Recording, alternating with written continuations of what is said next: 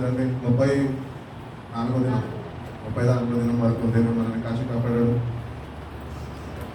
దేవుడు తన ఉచితమైన కృపలో నేను జ్ఞాపకం చేసుకొని ప్రతిదినము వాక్యం చేత నిన్ను ఆయన బలపరచాలని ఆశపడుతున్నాను. మనలో కొంతమంది అది గుర్తించగలుగుతున్నాము, గ్రహించలేని వారిగా ఉంటున్నాము. కొంతమంది నాకెందుకులే అన్నట్టు వాళ్ళ వైఖరిని ఏమాత్రం మార్చుకోక ఏదో విడి వెళ్ళిపోతున్నారేమో. కానీ దేవుడు ప్రతిదినము నీతోని నాతోని మాట్లాడుతున్నాడు. ఎందుకంటే ఆయన మాట్లాడే దేవుడై ఉన్నాడు. వాక్యం ఎందుకు చదవమంటాము అంటే ప్రతిదినం దేవుడితోనే మాట్లాడతాడు. అందుకని మనం బైబిల్ చదవం. ఎందుకు బైబిల్ చదవము? ఆయన మాట్లాడటము మనకి ఇష్టం లేదా. అందుకనే ఈరోజు నుంచి బైబిల్ ఒకవేళ చదవకపోతుంటే కనుక ఆయన నీతో మాట్లాడడానికి ఇష్టపడుతున్నాడు. ఇష్టపడే దేవుడై ఉన్నాడు కనుక నువ్వు కూడా ఆయన స్వరము వినాలంటే ప్రతిదినము వాక్యాన్ని చదివేవాడిగా ఉండాలి. వాక్యం అంట ప్రతిదినము ఎందుకు చదవాలి అంటే ప్రతిసారి వాక్యము మనము అంటే ఏమంటారు అలవాటు ఉన్నప్పుడు వాక్యము ప్రతిదినం మనం అలవాటు చేసుకొని చదువుకుంటుంటే ప్రతిదినం మనం ఏమి శ్రద్ధ వహిస్తాం వాక్యం చదవాలని మనం సమయం కేటాయిస్తాం. కానీ ఆ వాక్యం ఏం చేస్తుంది మననే సరిదిద్దుతుందంట. నీలో ఉన్న పాపము నీలో ఉన్న లోపము ఏదైతే ఉన్నదో అది నీకు మళ్ళీ జ్ఞాపకం చేసుకుంటుంది. అది కేవలము వాక్యమే కదా అని అనుకోవద్దు. కానీ దేవాతి దేవుడు మనతోనే ముఖాముఖిగా వాక్యంలో నుంచి మాట్లాడుతున్నాం. కాబట్టి అటువంటి దేవుడిని కలిగి ఉన్న మనము ఏమాత్రం నిర్లక్ష్యం చేయకుండా ప్రతిదినము వాక్యం చదువుతుంటే దేవుడు మనతోని మాట్లాడుతున్నాడు అని మనము గుర్తించగలుగుతాము, గ్రహించగలుగుతాము. మన జీవితాల్ని వాక్యము చేత సరి చేసుకోగలుగుతాము. మనము చాలాసార్లు మనకు అలవాటు ఏంటంటే వింటాం, ప్రార్థన చేస్తాం, కానీ వాక్యము చదివే వారిగా ఏమాత్రము ఉండం. కానీ దేవుడు నీతోని ఒక సేవకుడి ద్వారా మాట్లాడతాడేమో, కానీ నేను చెప్తూ వస్తాను కదా దేవుడు నీతోని వ్యక్తిగతముగా ఆయన మాట్లాడాలని ఆశిస్తున్నాడు. సో దేవుడు వ్యక్తిగతంగా మాట్లాడాలి అని ఆయన ఉద్దేశించినప్పుడు మనం కూడా ఆయనతోని మాట్లాడాలని వ్యక్తిగతంగా ఆయన దగ్గరికి వెళ్ళడం నేర్చుకోవాలి, అలవాటు చేసుకోవాలంట. ఎందుకంటే సంఘపరంగా మాట్లాడుతున్నప్పుడు సంఘాన్ని సరిదిద్దుతాడు దేవుడు. ఆ సంఘంలో ఎవరైతే సరిదిద్దబడాలో అట్టి వాక్యము సేవకుడి ద్వారా దేవుడు అందిస్తుంటాడు. కానీ వ్యక్తిగతంగా నువ్వు చదువుతున్నప్పుడు నీలో ఏవైతే నువ్వు సరి చేసుకోవాలో అవి దేవుడే నీతోనే మాట్లాడుతాడు. కాబట్టి దేవుడు ఒక వ్యక్తితోని ఒక సేవకుడి ద్వారా మాట్లాడటము అమూల్యమైనదా, లేకపోతే ముఖాముఖిగా దేవుడు మనతోని వాక్యం ద్వారా మాట్లాడటం అమూల్యమైనదా? రెండు అమూల్యమైనవే. ఎందుకంటే అమూల్యమైన దేవుడు ఆయన సంఘపరంగా ఎట్లా గద్దించాలో అట్లా గద్దిస్తాడు. వ్యక్తిగతంగా మనము శ్రద్ధ వహిస్తే ఆయన ప్రేమని మనకి వ్యక్తపరచడానికి కనపరచడానికి ఆయన వ్యక్తిగతంగా కూడా మనని గద్దిస్తాడు. ఆ గద్దెంపుకి లోబడే వారమై ఉండాలంట మనం. ఎందుకంటే దేవుడు అంతగా ప్రేమిస్తున్నాడు. ఆయన ఒక మాట అంటే నాకు చాలా మంచిగా అనిపిస్తుంది. మాట ఏంటి అంటే నేను నిన్ను శాశ్వతమైన ప్రేమతో నేను నిన్ను ప్రేమిస్తాను. ఆ మాట వినగానే నాకు ఎక్కడ లేని ధైర్యం, ఎక్కడ లేని బలం వచ్చేస్తుంది అన్నమాట. ప్రభా ఏ పాటి వాడిని నేను ఇంత లోకపరంగా నేను జీవిస్తున్నప్పటికీ నీ ప్రేమను తలంచినప్పుడు ప్రభా ఏమో కానీ నీలో ఉన్న శక్తితో నువ్వు నన్ను నింపుతావు. నాలో ఉన్న అధైర్యాన్ని, నాలో ఉన్న ఏమంటారు మనోవేదనని అన్నింటిని తీసివేస్తావు. ఎందుకంటే నీ ప్రేమ అన్నిటికన్నా శాశ్వతమైనది. అందుకని మన బైబిల్ రోజు చదువుతున్నప్పుడు దేవుని యొక్క ప్రేమలో మనము వేరుపారగలుగుతామండి. వాక్యంలో మనము దేవుడిని తెలుసుకుంటూ ఆయన మాట్లాడుతున్నప్పుడు వాక్యము చేత మన జీవితాలు మనం కట్టుకోగలుగుతాము. అటు రీతిగానే వాక్యము మనలో నుంచి బయలుదేరి వెళ్తుందా మనం ఫలించే వారు ఉంటామండి. అటు రీతిగా నువ్వు నేను ఉండాలని దేవుడు కోరుకుంటాడు. ఈరోజు అంశం ఏంటి అంటే మన రిలేషన్షిప్ దేవునితో ఎట్లుంది, అవర్ రిలేషన్షిప్ టు గాడ్. వ్యక్తిగతంగా నిన్ను నువ్వు ఏమంటారు ఎగ్జామిన్ చేసుకో. నిజంగా వ్యక్తిగతంగా నీకు దేవునితోనే మాట్లాడే అనుభవం ఉన్నదా? ప్రతిదినము దేవునితో ఒక ఫ్రెండ్తో మాట్లాడాలంటే ఎంత సమయమో పట్టించుకో. సమయాన్ని పట్టించుకోకుండా ఇష్టపడతాం కాబట్టి గంటలు గడిచిపోయినా ఏమీ అవ్వదు. ఎందుకంటే అంతగా ప్రేమిస్తున్నారు, లేకపోతే అంతగా సమయాన్ని కేటాయించుకొని కలిసి మాట్లాడు. అట్లనే దేవుడు కూడా ఏంటి అంటే ఈరోజు నీతో నాతో మాట్లాడుతున్నాడు. ఈరోజు నువ్వు ఈ లోకంలో ఉన్నావేమో, లోకంలో ప్రేమలో ఉన్నావేమో, ఉంటున్నావు. నువ్వు ప్రేమించే వ్యక్తిని నువ్వు అంత ప్రేమిస్తున్నావే, మరి ప్రాణం పెట్టి నన్ను ఇంకెంతగా ప్రేమించాలి నువ్వు అని దేవుడు ఆ తలంపించినప్పుడు ఈ వాక్యం నుంచి సిద్ధపడ్డాం. నిజంగా మన సావాసము దేవుడితో ఎలా ఉన్నది? నువ్వు మనుషులతో అందరితో సమయం గడిపేస్తున్నావు, కానీ వ్యక్తిగతంగా మనం పరీక్షించుకుంటే కనుక మనం దేవుడితో ఏమాత్రమో సమయము గడపని వారిగానే మిగిలిపోతుంది. ఏదో ప్రార్థనకు వస్తున్నాం, అది కూడా దేవుని మహాకృపను బట్టి లెంట్ సీజన్ కాబట్టి 40 days అందరికీ నేను చూసి సంతోషించగలుగుతున్నా. లేకపోతే మీరు కనిపిస్తారా? నెలలో ఒకసారి కనిపించడే అనుకో, అసలు కనిపించదు. బల్లారాధం కాబట్టి రావాలా. లేకపోతే ఏంటి అంటే మాకు ఓవర్ డ్యూటీ చేసుకోవాలా, లేకపోతే ఏమంటారు నైట్ డ్యూటీస్ ఉన్నాయి, మార్నింగ్ డ్యూటీస్ వీలైతలే అని ఇట్లా చెప్తూ సాకులు చెప్తూ మనము మందిరానికి వారంలోనే ఒకరోజు అట్లా వస్తూ ఉంటాం. కానీ దేవుడు మహాకృపను బట్టి ప్రతిదినము దేవుడు మనం తీసుకొని వస్తున్నప్పుడు దేవుడు ఒకటి ఆశిస్తున్నాడు. ఏంటి అంటే ఈ 40 దినాలు దేనికి అలవాటు చేస్తున్నాడు అంటే ప్రతిదినము నువ్వు ఆయనతో ఇటు రీతిగా కలవాలంట. ఇటు రీతిగానే ఆయన సన్నిధిలో నువ్వు మోకరించాలంట. ఇటు రీతిగానే ఏదైతే 40 days వచ్చి పాటిస్తున్నావో, లెంట్ సర్వీసెస్ ఏవైతే మనం పాటిస్తున్నామో, ఇది దేవుడు మనకు అలవాటు దేనికి చేస్తున్నాడు అంటే ఈ లెంట్ ముగించినాక, ఈస్టర్ ముగించినాక యేసయ్య గుడ్ బై అని చెప్పి లోకంలో అవన్నీ కాదు, ఇంకా ఆయనకి సమీపంగా వ్యక్తిగతంగా జీవించడానికి. సో 7 to 9 అని ప్రేయర్ పెట్టుకున్నాం. యాక్చువల్లీ 7 to 8:30 కానీ 7 to 9 అని దేవుని కృపను బట్టి ఒక ½ an hour ఎక్స్టెండ్ కూడా అయింది.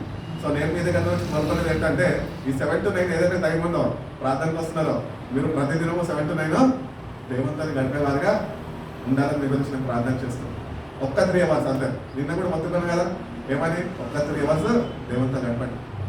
మార్నింగ్ 1.5 hour అన్న గడుపు, లేకపోతే మొత్తం 3 hours కలిపి ఒకటేసారి గడుపు. కానీ దేవుని సన్నిధిలో కొన్ని గంటలు గడిపే అనుభవంలోనికి మనము వెళ్ళేవారుగా ఉండాలి అని దేవుడు కోరుకుంటున్నాడు.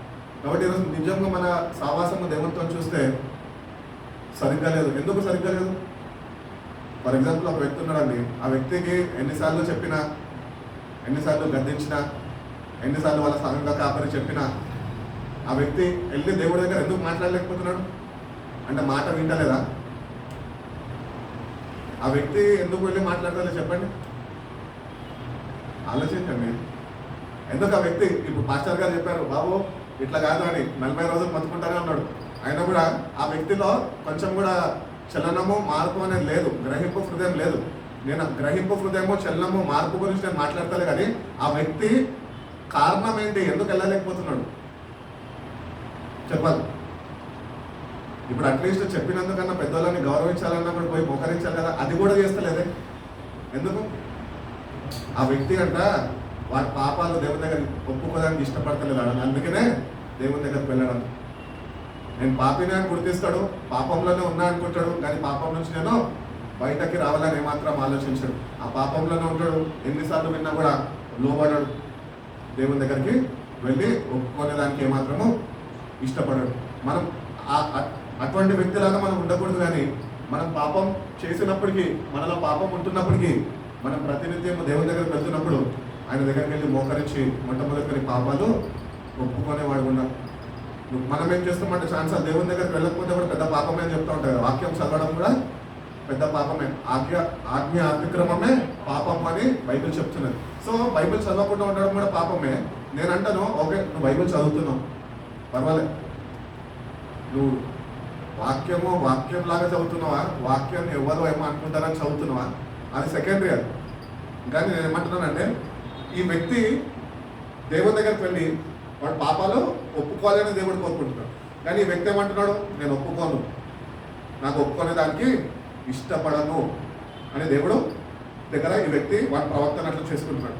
కాబట్టి బైబిల్ ఎందుకు చదవాలి అంటే బైబిల్ ప్రతినిత్యము మనని పాపాన్ని సరిదిద్దుతుంది. సో అందుకని మన జీవితాల్లో కూడా మనం చాలాసార్లు బైబిల్ చదవడానికి ఇష్టపడం, ఎందుకంటే పాపంలోనే ఉండడానికి ఇష్టపడుతుంది. ఈ వాక్యము మనం చదివినప్పుడు దేవుడు ఏంటి, దేవుడు మనల్ని ఎట్లా ప్రేమిస్తున్నాడు, మనం దేవుడిని ఎంతగా ప్రేమిస్తున్నామని వాక్యం ద్వారా దేవుడు మనతోని ప్రతిసారి మాట్లాడతాం. అందుకని మన జీవితాల్లో ప్రతిదినము దేవుడితో మాట్లాడే అనుభవంలోకి వెళ్ళాల, వాక్యము చదివే వారికి ఉండాలా, అంతేకాక ధ్యానించేవారుగా మనం ఉండాలి అని దేవుడు కోరుకుంటాడు. ఈరోజు మీ నా జీవితం ఎట్లున్నది? బాగానే ఉన్నదా చెప్పాలి. స్పిరిచువల్ లైఫ్లో, పోరాటంలో ముందుకు వెళ్తున్నామే. నువ్వు రోజు బైబిల్ చదువుకొని ఆత్మీయ బలము పొందుకుంటున్నావు, లేకపోతే ఏదో వింటున్నాను అని చెప్పేసి దాని ప్రకారం ఆ బలం చాలే అని వెళ్ళిపోతున్నావు. దేవుడు అంటున్నాడు, ఏ దినానికి ఆ దినం కావాల్సిన వాక్యం నేను నీకు ఇస్తాను. కాబట్టి మనం ప్రతిదినము అది పొందుకునే వారుగా మన జీవితాన్ని మనము సరి చేసుకునే వారు. కానీ మనమే అయిష్టంగా జీవిస్తూ, దేవునికి దూరంగా జీవిస్తూ వాక్యం దగ్గర వెళ్తే ఎక్కడ మన జీవితాలు మారుతాయో అన్న అభిప్రాయం కలిగో ఆ వాక్యాన్ని చదవకుండా నిర్లక్ష్యము చేస్తుంటాం. బైబిల్ అంటున్నది, వీటి వారు ఓరాట యెషయా గ్రంథం 64వ అధ్యాయం 6వ వాక్యం చూడు.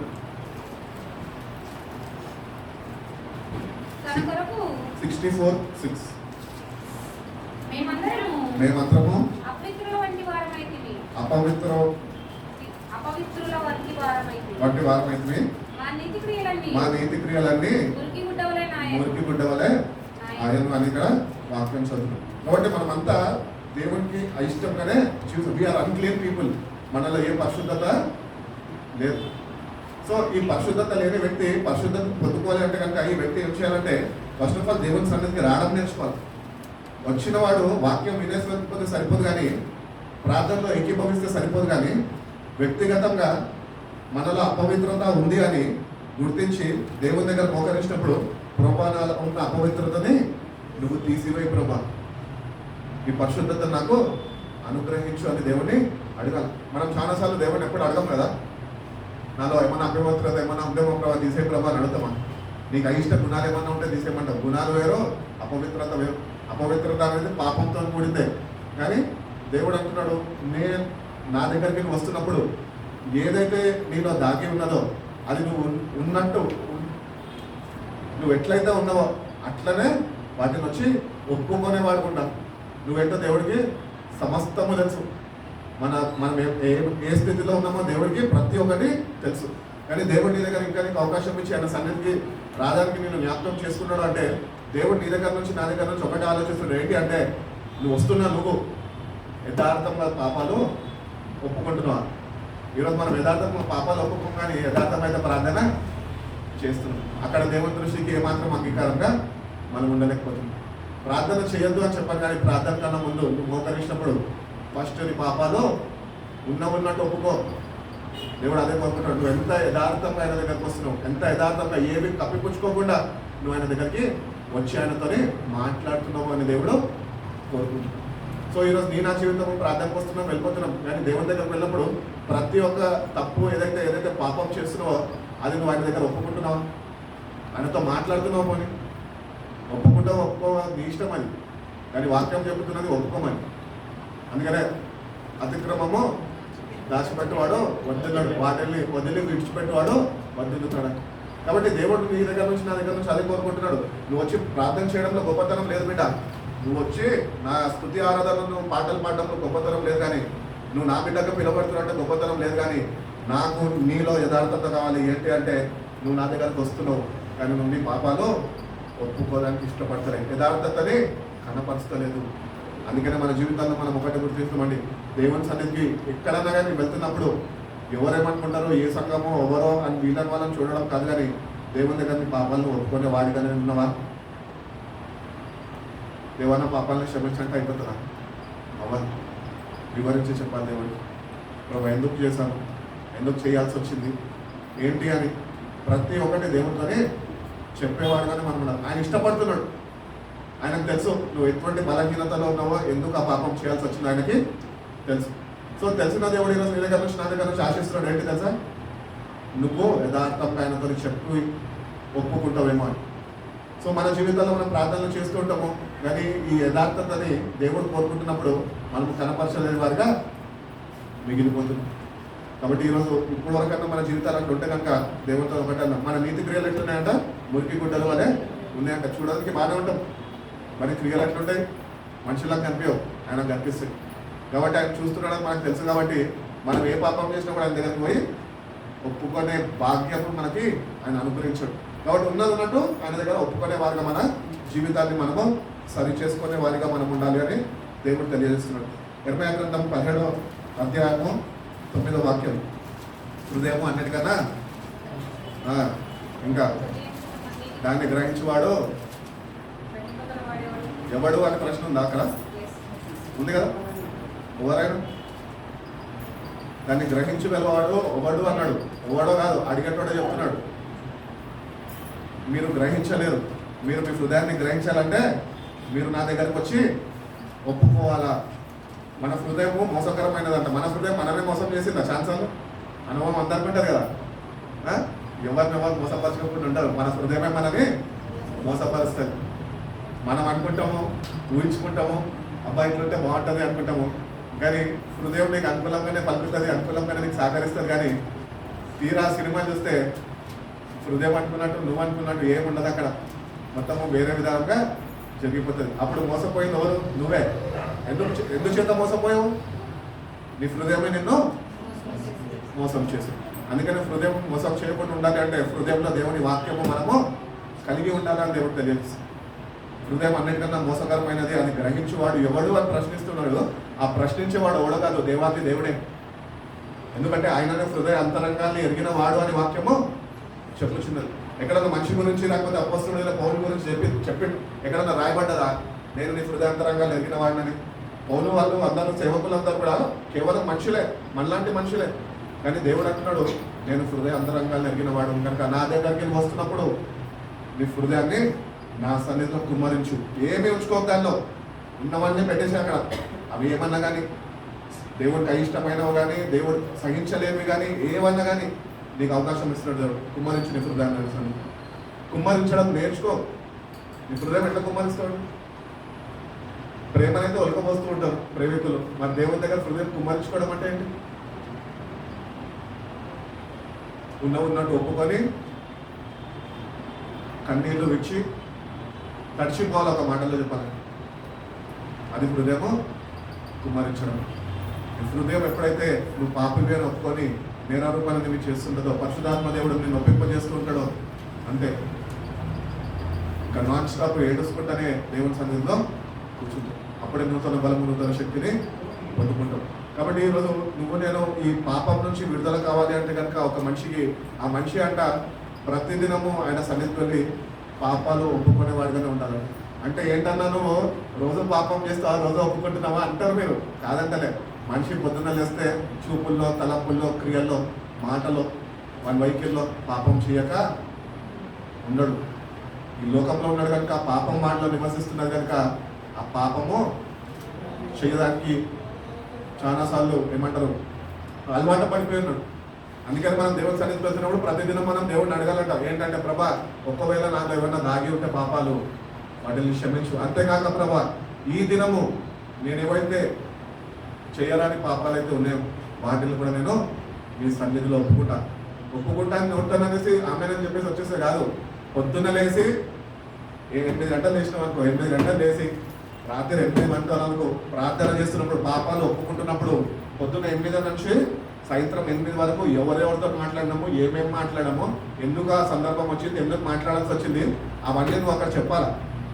అంత సమయం నీకు ప్రార్థన లేకపోతే కనుక దేవుని ప్రార్థన ఆలకించు. నువ్వు ఆయన దగ్గర కూర్చో. పొద్దున్న నుంచి నువ్వు ఏమేమో చేసావు, సరే అవన్నీ ఆయన దగ్గర కూర్చొని చెప్పండి.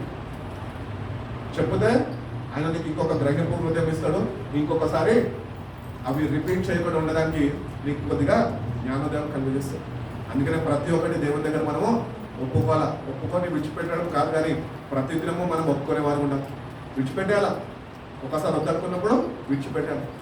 అది విడవకుండా ఇంకా మనం ఉన్నామంటే పాపము మనని ఏలుతున్నది. ఆ పాపం ఏలకుండా ఉండాలంటే మనం ప్రతిదినము దేవుని దగ్గరికి ఒప్పుకుంటే, ఉన్నది ఉన్నట్టుగా ఒప్పుకుంటే దేవుడు తన శక్తితో మనని నింపుతాడు, బలపరుస్తాడు అని దేవుడు తెలియజేస్తాడు. కాబట్టి హృదయం అంటే చాలా మోసకరమైనదంట. కాబట్టి ఈ హృదయం అనే విషయంలో యవనస్తులుగా ఉంటున్న మీరు చాలా జాగ్రత్తగా ఉండాలి. ఎందుకంటే యవనస్తులు ఎక్కడ బైబిల్ చెప్తున్నారు ఏమంటే యవనస్తులు తప్పక ఎగిరిపోతారు. ఇళ్ళలో వచ్చేసి నచ్చిన వాళ్ళ దగ్గరికి, ప్రియుడి దగ్గరికి, ప్రియురాల దగ్గరికి చెప్పా పెట్టకుండా ఎగిరిపోతారు అనమాట. ఎందుకంటే ఈ సందర్భాలు మన క్రైస్తవ కుటుంబంలో నేను చాలా చూసాను అనమాట. రేపు పొద్దున్న పెళ్లి పెట్టుకొని పెళ్లి కుమార్తె మామూలు కాదు, చూడడానికి పెద్ద ప్రార్థన పదాలు, మంచి పాటలు పాడుతుంది, అంతా బాగానే ఉంది.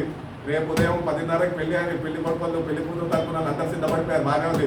రాత్రి 10 గంటలకి అందరు పడుకునే టైంలో లైట్ ఆఫ్ చేస్తే 9 గంటలకి కూర్చొని బంద్ చేసింది, పొద్దునకి లేదు, పెళ్లి క్యాన్సిల్ చేసేసి.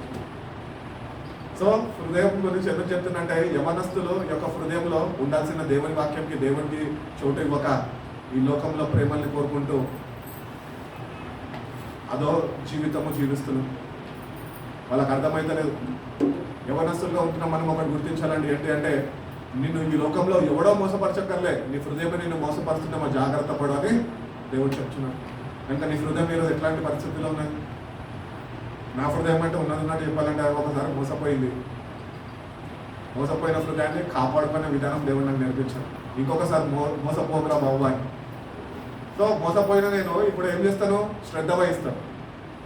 సో అందుకనే మీకు చెప్తున్నా, మీరు మోసపోకుంటే మీ హృదయం మిమ్మల్ని మోసం చేస్తుందని గుర్తించి ఇప్పటి నుంచే మీ హృదయం గురించి శ్రద్ధ వహించండి. జాగ్రత్తగా ఉండండి. తలంపుల్లో ఆలోచనలో చాలా జాగ్రత్తగా ఉండాలి. హృదయంలో ఉన్నదే కదా నోటి నుంచి పలికేది. మాటలు అవే కదా, హృదయంలో ఏమొస్తాయో అవే నోటి నుంచి వస్తాయి. కాబట్టి నీ హృదయం ఈరోజు ఎట్లున్నది?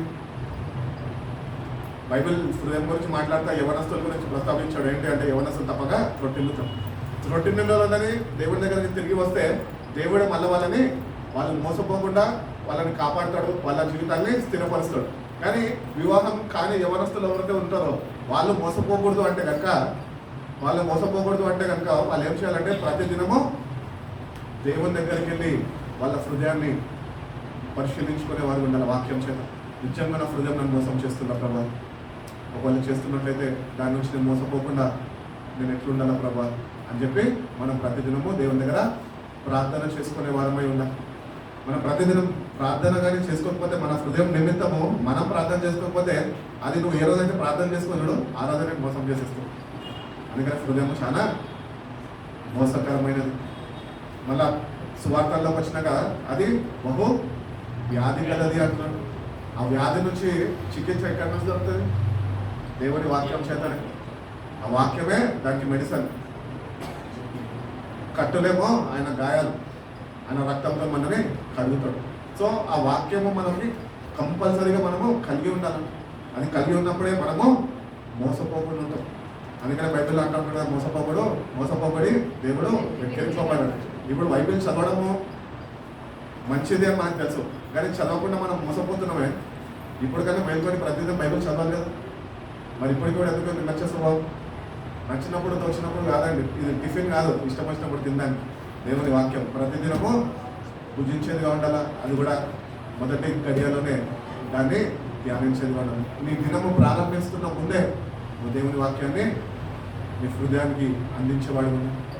అప్పుడే నీ హృదయం దేవుని వాక్యాన్ని బట్టి అది నువ్వు మోసం చేయకుండా జాగ్రత్త వహిస్తుంది. మనం వాక్యం లేకుండా ఉంటే ప్రతిదినము హృదయం చేత మోసపోతూనే ఉంటాం. ఇంకా జీవితమే ఒక పెద్ద పేరు ధరించుకోవాలన్నమాట, నేను మోసగాడిని అని. అందుకనే ప్రతిదినము దేవుని వాక్యం మనలో ఉంటే కనుక నువ్వు ఎక్కడ మోసపోతావో అని చెప్పి దేవుని వాక్యం నీ జీవితాన్ని నా జీవితాన్ని సరైన విధానంలో నిల్వడి పెడుతుంది, లేకపోతే కడతాయి. అందుకనే ప్రతిదినము దేవుని వాక్యములను నేను చదివే వారిని మనము ఉండాలి అని దేవుడు తెలియదు. రోమిలకు రాసిన పత్రిక 3వ అధ్యాయం 10వ వాక్యం చదువుతున్నాను. త్వరగా ముగిసాం. ఈరోజు మిమ్మల్ని తొందరగా పంపించేస్తున్నాను. దేవుడికి స్తోత్రం. హల్లెలూయా. నీతిమంతుడు ఒక్కడు లేడు, ఒక్కడును లేడు, గ్రహించువాడు ఎవడు లేడు. ఎందుకు నీతిమంతుడు లేడు? నీతిమంతుడు లేడు, ఒక్కడును కూడా లేడు. మరి దేవుడు మనకి నీతిమంతులుగా తీర్చిదిద్దాడు కదా. ఎందుకు ఇక్కడ మరి ఆ వాక్యానికి ఈ వాక్యానికి రెండింటికి ఇది చేసి చూస్తే, వాటి రెండింటిని కంపేర్ చేస్తే దేవుడు ఇక్కడ వాక్యంలో దేవుడు అంటున్నాడు నీతిమంతుడే లేడని. అక్కడ యేసుప్రభు వారు అంటున్నారు మిమ్మల్ని రక్షించుకున్నాక మిమ్మల్ని నీతిమంతులుగా తీర్చిదిద్దాను అన్న. తీర్చిదిద్దబడ్డాము మనం. ఎవరు తీర్చిదిద్దబడగలుగుతారు? ఎవరైతే వాక్యం ప్రతిదినము చదువుతారో, ఆ వాక్యం అనే వెలుగులో జీవిస్తారు, ఆ వాక్యం అనే వెలుగుతో వాళ్ళ జీవితాన్ని కట్టుకుంటారు, వాళ్ళు నీతిమంతుల కింద దేవుని దృష్టిలో అవబడతారు. కనుక ఈరోజు నీతిమంతులుగా మనం జీవించాలి అంటే మనం ప్రతిదినం వాక్య జ్ఞానము కలిగి జీవించే వారమే ఉండాలి. ప్రతిదినము వాక్యాన్ని చదివేవారుగా మనం ఉన్నాం.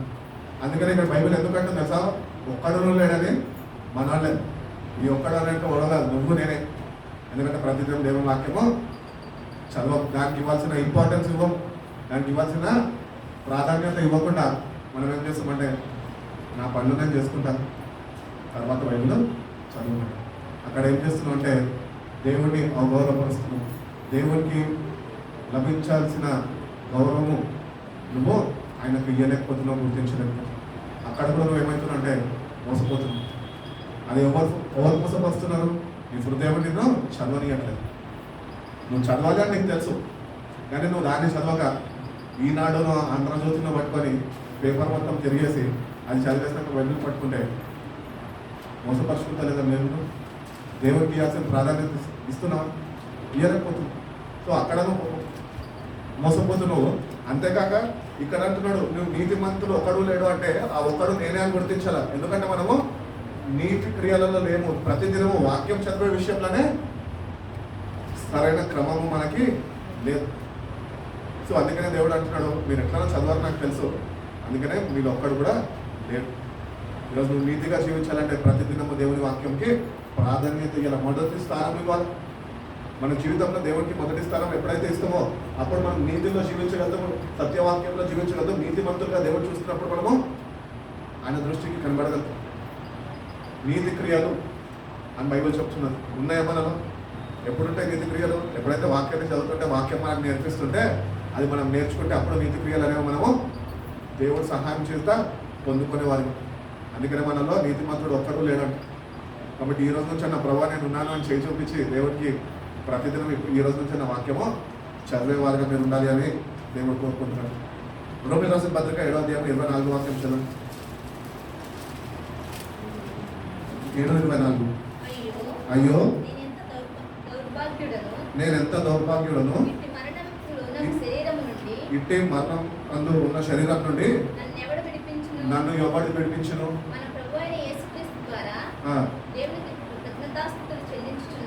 చాలా ఇక్కడ ఈ శరీరంలో నుంచి, మరణంలోంచి మనం విడిపించేవారు ఎవరున్నారు?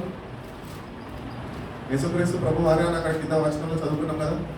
ఆ యేసుక్రీస్తు అనే వాక్యం చదవకుండానంటే ఈ మరణం నుంచి నన్ను, ఈ దేహంలో నుంచి మరణం నుంచి నన్ను రక్షించేవాడు ఎవడో అని ఆపేసి ఉంటే దానికి జవాబు ఏంటి? దేవుడే కదా అన్నా అంటాం. దేవుడే అంటారు కదా, ఆయననే కదా అన్నా అంటారు కదా. ఆయన కాదు, ఫస్ట్ వాక్యం. వాక్యమే దేవుడై ఉన్నాడు. ఫస్ట్ నువ్వు దేవా అని చెప్పి దేవుడికి ప్రార్థన చేయొద్దు. దేవుడు అంటాడు, బిడ్డ నా దగ్గరికి నువ్వు దేవా అని రాకు, ఫస్ట్ వాక్యం దగ్గరికి వెళ్ళు. నువ్వు వాక్యం దగ్గర వెళ్ళకుండా, నువ్వు వాక్యం చదవకుండా నువ్వు దేవా నా దగ్గరకు వస్తే ఏంటిది మాట్లాడాలి. ఎందుకంటే వాక్యమే దేవుడైనాడు. యోహాను సువార్తలో అంటాడు కదా, ఆది అందు వాక్యం ఉండను, వాక్యము దేవుడి యొద్ద ఉండను, ఆ వాక్యమే ఫిలిప్పై ఉండడం లేదు కదా, దేవుడై ఉండను అని ఉన్నది.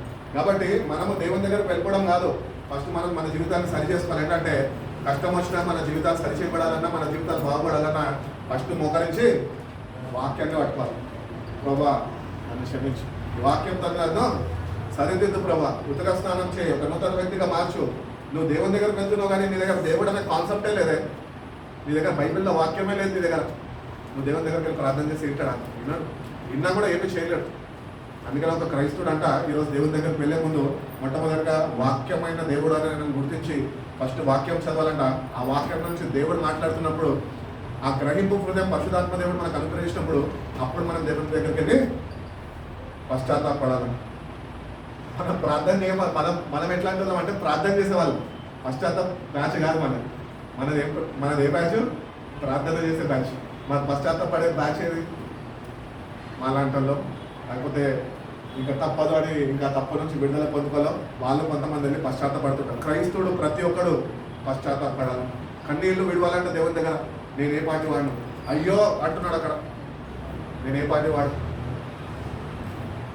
ఎంత దౌర్భాగ్యుడిని నేను, ఈ దౌర్భాగ్యత నుంచి, ఈ మరణం నుంచి నన్ను ఎవరు తప్పించేవాడు ఉన్నాడు, అది ఆయననే. కాబట్టి మనం కూడా ఏమంటారు, ఆ రిపెంటెన్స్ని, ఆ పశ్చాత్తాపంని మనం కలిగి ఉన్నప్పుడు మనం ఒప్పుకునే వారు ఉండాలి దేవుని దగ్గర. దేవుని దగ్గరకు వెళ్తున్నప్పుడు నువ్వు పశ్చాత్తాపం పడే వ్యక్తిగానే కనబడాలంట దేవుడు. ఈరోజు మనం ఎట్లా కనిపిస్తున్నాం దేవుడి దృష్టికి? ప్రార్థన వీరులు, ప్రార్థన యోధులు లాగా కనిపిస్తాం, కానీ ఏమాత్రమో పశ్చాత్తాపడడానికి ఇష్టపడతలేదు. మనం ఇష్టపడాలండి. ప్రభా మీ దగ్గరకు వస్తున్నాం, ఆ విరిగి నలిగిన హృదయం నాకు అనుగ్రహించు ప్రభా. అందుకని ఇక్కడ 51వ కీర్తనలు అంటాడు కదా, 51:3 చదవండి. 51:3 తెలిసే ఉన్నది. నా అతిక్రమములు నాకు తెలిసై ఉన్నవి. నా పాపము ఎల్లప్పుడూ నా ఎదుట నా ఉన్నది. పాపము ఎల్లప్పుడూ నా ఎదుట ఉన్నది. నీకు కేవలం నీకే విరోధముగా నేను పాపం చేసి కేవలము నీకు విరోధంగా నేను పాపం చేసి ఉన్నాను. నీ దృష్టి ఎదుట నేను చెడుతనము చేసి ఉన్నాను. ఆ, కావున కావున ప్రార్థన ఇచ్చినప్పుడు ఉమ్, నీవు నీతిమంతుడుగా ఆగబడుదువు. ఉమ్. తీర్పు తీర్చినప్పుడు తీర్పు తీర్చినప్పుడు నిర్మలుగా ఆగబడుదువు. ఉమ్, నేను పాపములో పుట్టినవాడను. నేను పాపంలో పుట్టిన వాడను. పాపములోనే నా తల్లి నన్ను గర్భము ధరించెను. ఉమ్, నీవు అంతరంగములో సత్యం కోరుచున్నావు. ఉమ్. అంతర్యమున నాకు జ్ఞానము తెలియజేయుదు. ఉమ్. నేను పవిత్రుడగునట్లు హిస్సోపుతో హిస్సోపుతో నా పాపమును పరిహరింపుము. ఆ.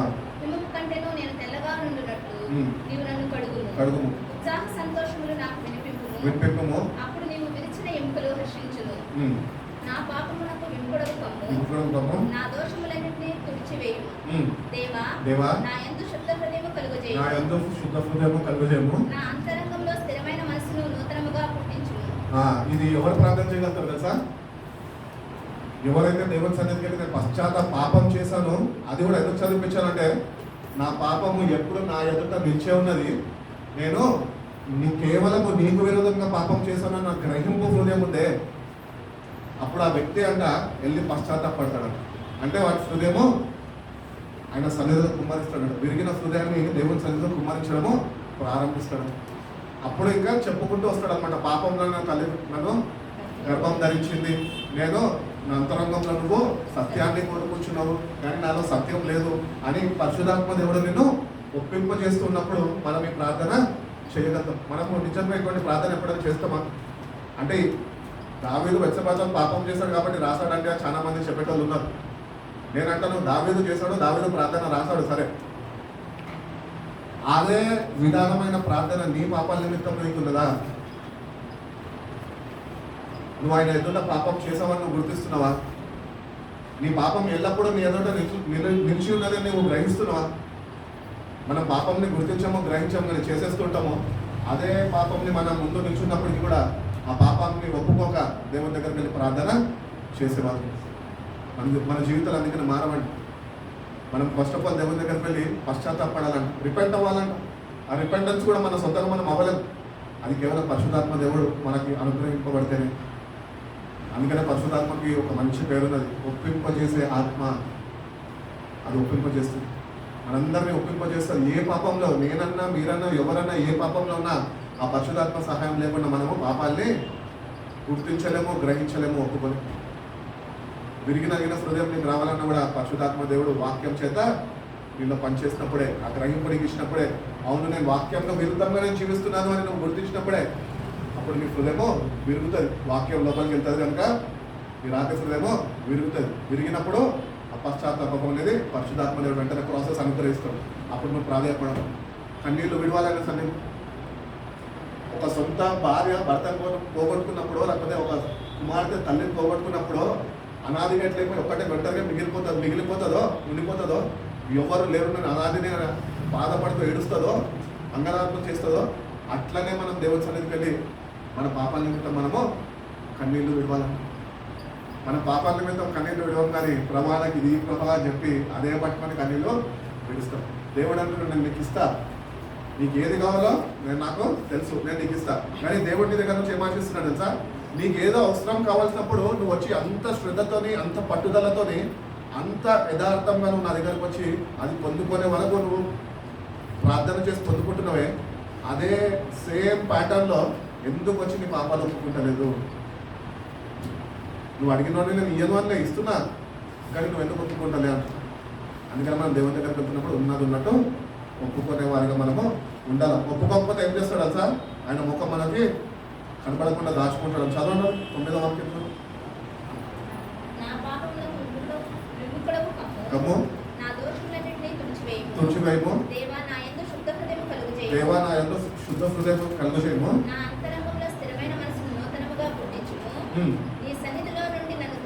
త్రోసివేయకము. ఇది ఈ ప్రార్థన మనకి ప్రతిదినము మన ప్రార్థనలో ఉండాలంటే ఏంటంటే నీ పరిశుద్ధాత్మని నాలో నుంచి నువ్వు తీసివేయకూడదు. సో ఈ పరిశుద్ధాత్మని మనము మన ప్రార్థనలో ఇన్వాల్వ్ చేయకపోతే కనుక మనము దేవుని వాక్యాన్ని గుర్తించలేము, మన హృదయాలు మారవు, మన పాపాలు ఏమాత్రము ఒప్పుకునేవారు ఉన్నాం. అందుకనే దేవుడు అడిగాడు, ప్రభా నీ పరిశుద్ధాత్మని నా యొద్ద నుండి నువ్వు తీసివేయాలి. ఎందుకు తీసివేయద్దన్నా తెలుసా? ఒకవేళ తీసివేస్తే నువ్వు పశ్చాత్తాపడి ప్రార్థన చేయలేవు. ఈరోజు అందరూ ప్రార్థన చేస్తారు, అందరూ చేస్తున్నారు, కానీ పశ్చాత్తాప ప్రార్థన ఎంతమంది చేస్తున్నారు? ఎందుకంటే ఆత్మని విడిచిపెట్టేస్తాం. ఆత్మకల్లో వాళ్ళకి ప్రార్థన ఉంటే చాలు. ఈరోజు పరిశుద్ధాత్మతో నువ్వు ఉంటేనే ఆ పశ్చాత్తాపం అనేది నువ్వు కలిగి ప్రార్థన చేయాలి. ఆ పరిశుద్ధాత్మ దేవుడిని మనం కలిగి ఉన్నప్పుడే దేవుడు మన హృదయాన్ని మార్చే అవకాశం దేవుడు మనకి అనుగ్రహిస్తాడు. కాబట్టి నువ్వు నేను ఈరోజు ఉన్నామంటే ప్రార్థన చేసుకుని మన ప్రార్థన విధానం మార్చుకోవాలి. ఏంటంటే మనం ప్రార్థనలు పరిశుద్ధాత్మతో కూడినదై ఉండాలి. పరిశుద్ధాత్మతో కలిసి ప్రార్థన చేసే అనుభవంలోనికి మనం వెళ్ళాలి. ఎందుకంటే ఆ పరిశుద్ధాత్మ దేవుడే నీలో పాపాలు ఒప్పింపజేస్తాడు. నువ్వు ఇంకొకసారి పాపము దగ్గర పోకుండా ఉండడానికి ఆయననే నీకు ఆలోచన కలుగజేస్తాడు.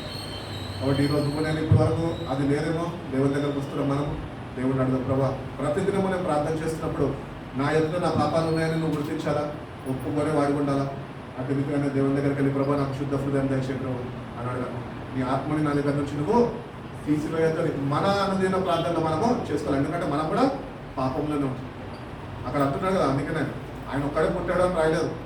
పాపంలోనే నా తల్లి నాకు గర్భం ఇచ్చింది. మరి మనకి మన తల్లిదండ్రులు పరలోకంలో ఇచ్చారా? పాపంలోనే ఇచ్చారు. పాపిష్టి లోకంలోనే కదా మనం కన్నది. కాబట్టి పాపం ఎప్పుడూ ఒక మనిషిని వెంటాడుతూనే ఉంటుంది. అందుకని ఆ పాపం నిమిత్తం ఒక క్రైస్తవుడు దేవుడిని అంగీకరించిన వాడు ఏం చేయాలంటే ప్రతిదినము ఆయన దగ్గరికి వెళ్ళి ఒప్పుకోవాలి. ప్రతిసారి నువ్వు ప్రార్థన చేసుకుంటున్నప్పుడు నీ ప్రార్థనలో ఒప్పుదల ఉండాలా, పరిశుద్ధాత్మ దేవుడు కూడా ఉండాలి. నీ సొంతంగా నోటితో ఒప్పేసుకుంటే ఒప్పుదల అనరు, ఉత్తుర్తి మాటలు అంటారు. ఏ అలవాటు ప్రకారం ఎంతో ప్రార్థన చేసిన ప్రభా నన్ను క్షమించి ఈ పాపం చేసేసారు, నీకు స్తోత్రం, నాకు ఆత్రం ఆమె అనేసి వచ్చేస్తాం. అట్లా కాదు. ఆ పరిశుద్ధాత్మ దేవుడు కార్యము నువ్వు ప్రార్థన చేస్తున్నప్పుడు జరిగించాలి. నువ్వు కన్నీళ్లు విడవాలా, ఆ కన్నీళ్లు దేవుని దృష్టికి అంగీకారం అవ్వాలా.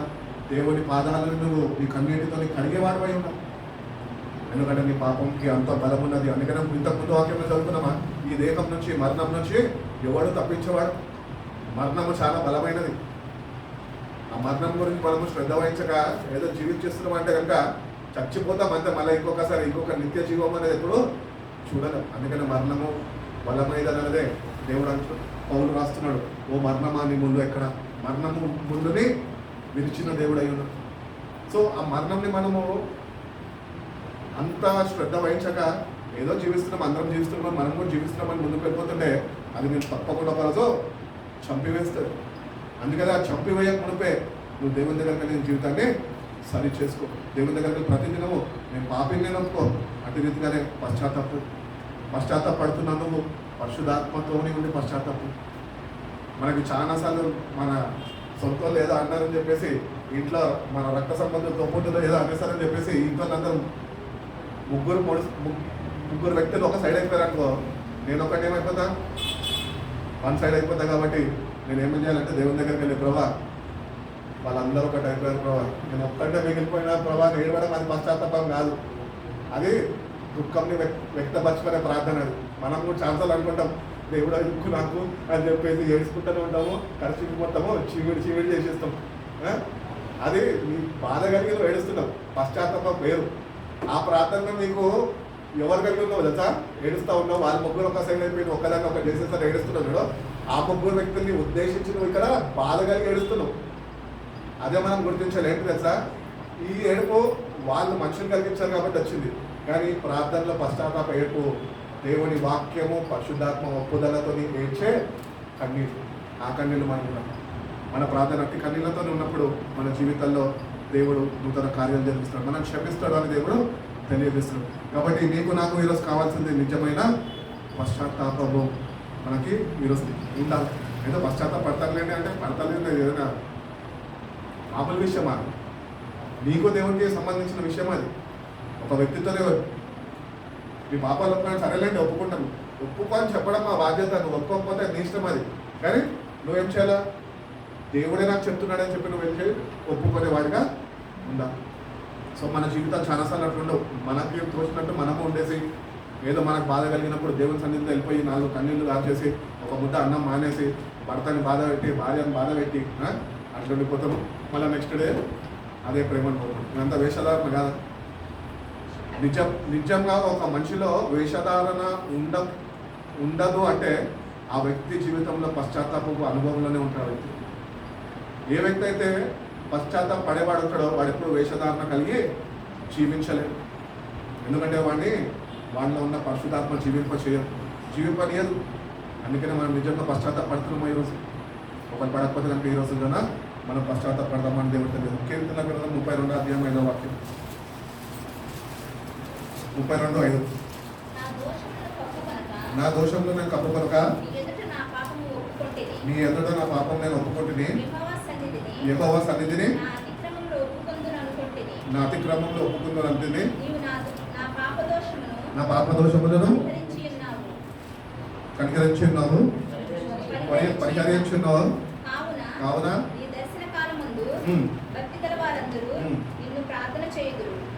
దేవుని దగ్గర పెడుతున్నప్పుడు అంట మనం ఏం చేయాలంటే I acknowledge my sin to you and I do not cover my iniquity. ప్రభా నా ఉన్న ప్రతి ఒక్క పాపం నేను నీ దగ్గర ఒప్పుకుంటున్నా. నేనేవి కప్పి పెట్టుకోలేదా ప్రభుకి కూడా నువ్వు చెప్పాలంట. ఆయనకు తెలుసు కదా మేము కప్పుకోలేదని ఆయనకు తెలుసు కదా. ఆయనకు తెలవడం కాదు ఇంపార్టెంట్, నువ్వు చెప్పుతున్నావు అన్నది ఇంపార్టెంట్. కాబట్టి నీ నోరు నుంచి దేవుడు వినాలనుకుంటున్నాను. ప్రభా నా పాపాలు ఒప్పుకున్నా, ఏమీ కప్పుకోలే అని కూడా నువ్వే చెప్పాలి ఆయనకి. అప్పుడే మనకి క్లారిటీ ఉంటుంది మన ఇద్దరి మధ్యన సంభాషణ. ఒప్పేసుకున్నా కదా, ఆయనకు తెలుసు కదా నేను ఏం దాచుకోలే కదా అని మనము చెప్పకపోతే అక్కడ కమ్యూనికేషన్ గ్యాప్ వచ్చేస్తుంది. అందుకని ప్రతి ఒక్కటి దేవునితో మాట్లాడుతున్నావు. దేవాతి దేవుడే నీ కొరకు నా కొరకు 2000 సంవత్సరాలు తన కుమార్తెను అనుగ్రహించాడు. నీ పాపాల నిమిత్తమో నా పాపాల నిమిత్తమో ఆయన రక్తాన్ని ఆయన చిందించున్నాడు. ఆ రక్తము చేత మనకి పాప క్షమాపణ బైబిల్ చెప్తున్నది. కాబట్టి నిజంగా పాప క్షమాపణ కావాలి అంటే నువ్వు నిజం వెళ్ళి నీ నూరాలు ఒప్పుకునే వ్యక్తిగా ఉండు. ఏమి కప్పి పెట్టుకోవద్దు. కప్పి పెట్టుకోలేదండి అంటారేమో. కప్పి పెట్టుకోకపోయినా సరే నువ్వు దేవుడికి చెప్పాలి ఏంటంటే ప్రభా నేనేమి కప్పి ఉంచుకోలేదు, ఎందుకంటే నా హృదయాలతో నువ్వు ఎరిగిన వాడు ఈ సన్నిధిలో యథార్థతను నేను కనపరుస్తున్నాను. నా హృదయాన్ని నువ్వు చూడు ప్రభా, అన్నీ ఏవైతే ఉన్నాయో అన్ని నీ సన్నిధిలో నీకు చెప్పుచున్నాను ప్రభా అన్నట్టే మనము దేవుని దగ్గర ప్రార్థనలో ఉండాలి అని దేవుడు తెలియజేస్తున్నాడు. మొదటి యోహాను రాసిన పత్రిక 1వ అధ్యాయం 9వ వాక్యం అందరికీ తెలిసిందే. ఈ వాక్యాలన్నీ అండర్లైన్ చేసుకున్నాయి. ఇది అన్ని నోటికి వచ్చేసేలా చెప్పగానే.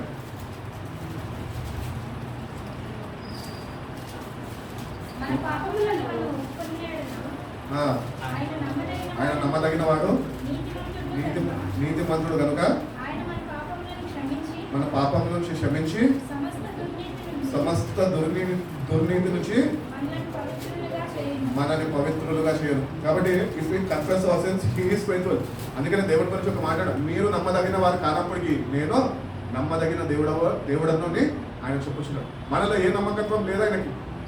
అయినా కూడా నీ కొరకు నా కొరకు మన పాపాల నిమిత్తం ప్రాణం పెట్టడానికి ఇష్టపడ్డాడు. ఎవరు? మన ప్రాణప్రియుడు. సో అటువంటి దేవుడు అంటున్నాడు మీరు ఒప్పుకోరు, నమ్మకత్వాన్ని కలిగి ఉండరు, కానీ నేనైతే నమ్మదగిన వాడిని. మీరు కానీ యథార్థ హృదయంతో నా సన్నిధికి వచ్చి కానీ నేను అనుగ్రహించే పరిశుద్ధాత్మతో ఒప్పుకుంటే కనుక నేను వీటిని క్షమిస్తాను. వీళ్ళు ఉన్న ప్రతి ఒక్క ఏ నుంచి తీసిస్తాడంట? దుర్నీతి నుంచి మనని విడిపిస్తాడు. కనుక మనం ఒప్పుకోవాలని దేవుడు చెప్తున్నాడు. అది మనం సొంతంగా మనం ఒప్పుకుంటే ఆయన అంగీకరించాడు. కానీ ఒప్పుకోలు ఉన్నప్పుడు ఒప్పుకోల్లో పరిశుధాత్మ దేవుడు కలవాలంట, జతపరచబడాలి నీ ప్రార్థన. ఆయన నీ పక్షాన ఉండి ఆయన ప్రార్థన విజ్ఞాపన ఆయనకి అర్పిస్తాడు. సో ఈరోజు నేను దేవుని దగ్గరకు వస్తున్నప్పుడు నిజంగా ఆయన నమ్మదగిన వాడని విశ్వసించి ఏ పాపమన్నా సరే ఆయన దగ్గరికి వెళ్ళి ఒప్పుకుంటే ఆయన తప్పకుండా మన పాపాన్ని క్షమిస్తాను అని దేవుడు చెప్తున్నాడు. కొలసీయులకు రాసిన పత్రిక 3వ అధ్యాయం 13వ వాక్యం చదివి.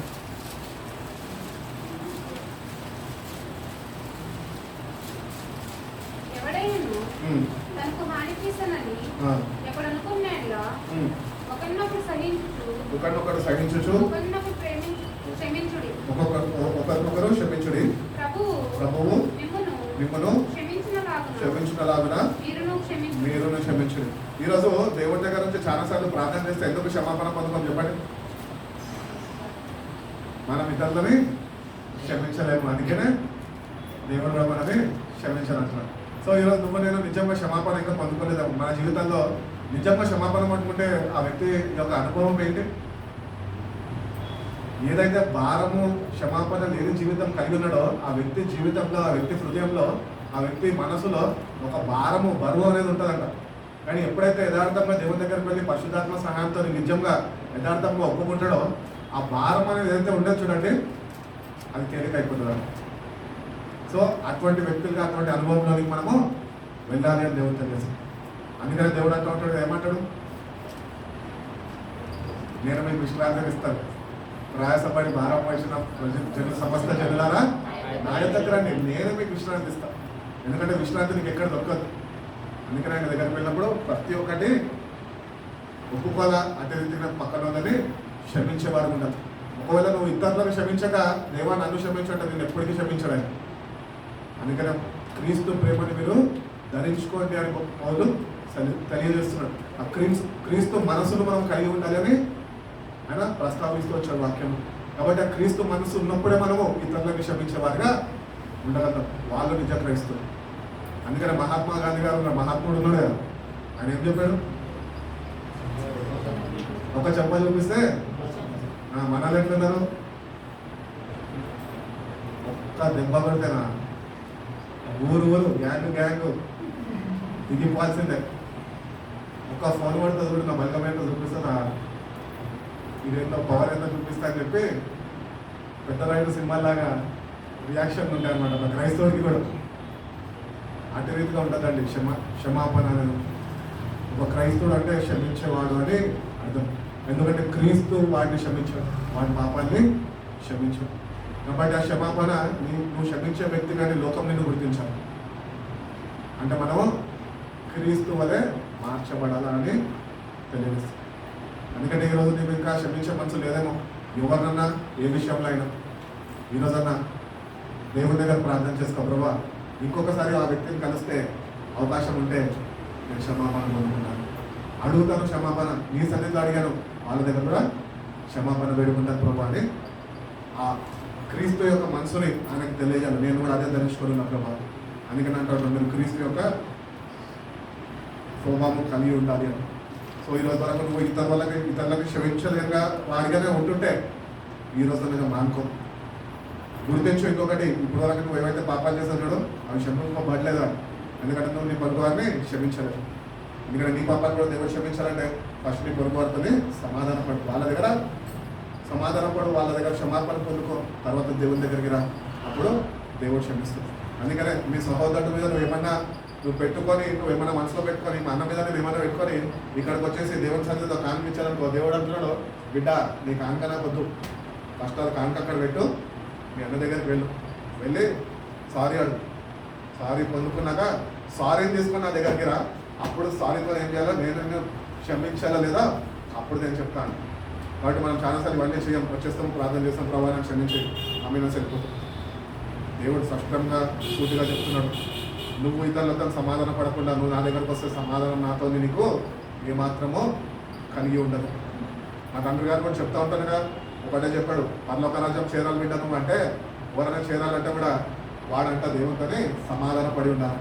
దేవునితోనే సమాధాన పడాలని చెప్పి మనం దేవుని దగ్గరకు వస్తున్నాం కదా, మన జీవితాల్లో దేవునితోనే సమాధాన పడాలని వస్తున్నాం. సమాధాన పడుతున్నావా? పడతలే. ఎందుకు పడతలే? నువ్వు బయట ఇతరుల దగ్గర సమాధానం పడలే కాబట్టి ఇక్కడ సమాధానం దొరకలేదు. ఫస్ట్ వాళ్ళతో బయట ఉన్న వ్యవహారం ఏదైతే ఉందో అక్కడ సమాధానం పడిపో, తర్వాత దేవుని దగ్గరికి రా, అప్పుడు దేవుడు అనుగ్రహించే సమాధానం మనము పొందుకునే వారమని. ఈరోజు చాలా మంది గుర్తించగా వచ్చేసి ప్రభా సమాధానాన్ని కోల్పోయినా నీ సమాధానం నాకు ఇవ్వు ప్రభా అంటారు. నువ్వు ప్రభాను అయ్యారు నోరు పట్టుకో ఏమన్నాయి, సమాధానం అయితే ఆయన దగ్గర నుంచి రా. అందుకని నువ్వు ఇతరుల దగ్గర ఏమన్నా చేస్తున్నప్పుడు ఫస్ట్ వాళ్ళ దగ్గర క్షమాపణ పొందుకొని ఆ క్షమాపణ పట్టుకొని దేవుని దగ్గరికి రావాలి, అప్పుడే మన దేవుడు క్షమిస్తాడు. సో క్షమించే దేవుడు ఈరోజు ఏమంటున్నాడు తెలుసా, నేను నిన్ను ప్రేమిస్తున్నాను. మన దేవుడు ఏం చేస్తున్నాడంట, ఏ ప్రేమతో ప్రేమిస్తున్నాడు? శాశ్వతమైన ప్రేమతోనే ప్రేమిస్తాడు. ఇంగ్లీష్లో మంచి వర్డ్ ఉంటుంది, ఎవర్ లాస్టింగ్ లవ్ అని. సో అది ఎప్పటికీ అట్లా ఉండిపోయేదే, అది చెదిరిపోదు, అది ఎక్కడికో గట్టించిపోదు, అది నిలిచిపోయిన ప్రేమ. నీ కొరకు కల్పనశీల వేలాడ తీయబడ్డ ప్రేమ, అది మనం గుర్తించగలుగుతున్నాం. ఆయన ప్రేమని నీకు నాకు మన పాపాల నిమిత్తము ఆయన ప్రేమని వ్యక్తపరచడానికి తన రెండు చేతుల్ని సిలువకి అప్పగించేస్తాం. ఆ ప్రేమని మనం రుచి చూడకుండా దేవుణ్ణి ఆరాధిస్తున్నామే, ఆ ప్రేమ లేకుండా మనం జీవిస్తున్నామే. ఎటువంటి జీవితాలు మనకి నిజంగా దేవుని దృష్టికి అంగీకారమైనవా? కానే కాదు.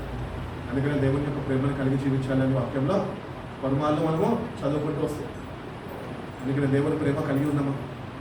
దేవుడు తన ప్రేమను ఎట్లా వ్యక్తపరచాడు? యోహాను రాసిన మొదటి పత్రిక 4వ అధ్యాయం 9వ వాక్యం చదువు.